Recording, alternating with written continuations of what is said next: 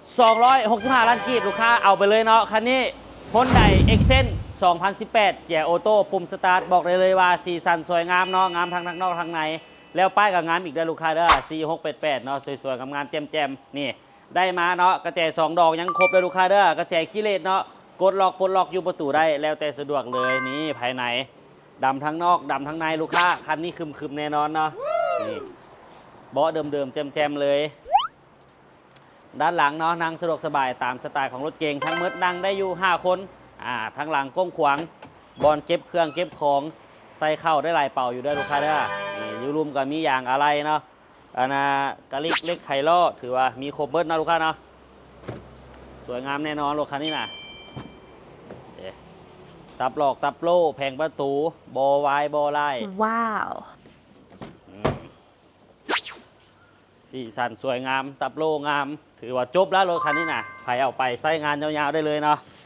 เกียร์ออโต้พุชสตาร์ทตัวนี้โคตรประหยัดน้ำมันนะลูกค้าเนาะพอ Exenbo เป็นเครื่อง 1,400 ซีซีขี่ในเมืองหรือว่าเดินทางไกลก็ถือว่าสุดยอดแล้วเรื่องประหยัดเกียร์2 ระบบมีมาเนาะขึ้นภูลงห้วยบ่ต้องย่านเนาะเปลี่ยนเกียร์ได้ตามสไตล์ของเขาเลยจักดีแอร์เย็นจอมีบลูทูธมาให้ครบเนาะผมไลท์นี่เปลี่ยนเพลงเปลี่ยนโหมดเปลี่ยนอย่างเนาะปิดซอกปิดเสียงถือว่าคอนโทรลพร้อมไลท์ได้เลยเดี๋ยวเบิ้งห้องเครื่อง1,400 ซีซีความนิ่มบ่ให้เบ้าเนาะนี่เครื่องแจมเสียงเงียบน้ำมันเคาะน้ำมันเครื่องทุกอย่างเขาจัดการให้ไหมครบหมดสุดเลยลูกค้าเอกสารทุกอย่างเนาะพร้อมโอนเปลี่ยนซื้อเปลี่ยนป้ายเทคนิคคาทางประกันภัยปึ้มไปไทยเฮาใส่ให้ครบลูกค้ารถไส้เดือบออกสู่ลาวบ้านเฮาเนาะ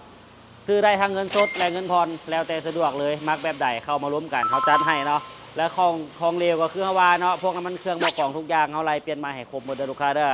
ห้างเขาตั้งอยู่บ้านหนองพญาติดห้อง11เนาะแคมป์ทางใหญ่ติดกับห้อง11ต้นหนาบิ๊กซีต้นหนาพัฒนาไกลไปไกลมาแวะเบิ่งได้เนาะไผ่พาคนมาซื้อเอาไปคันละเริ่มต้น5 ล้านกีบ50 ล้านลูกค้ามาล้มกันเนาะลูกค้าอยากได้แบบใดมักแบบใดอยากเอาอย่างมาเทิร์นหรือซื้อเงินสดผ่อนแบบนั้นแหละเข้ามาล้มกันได้เลยลูกค้า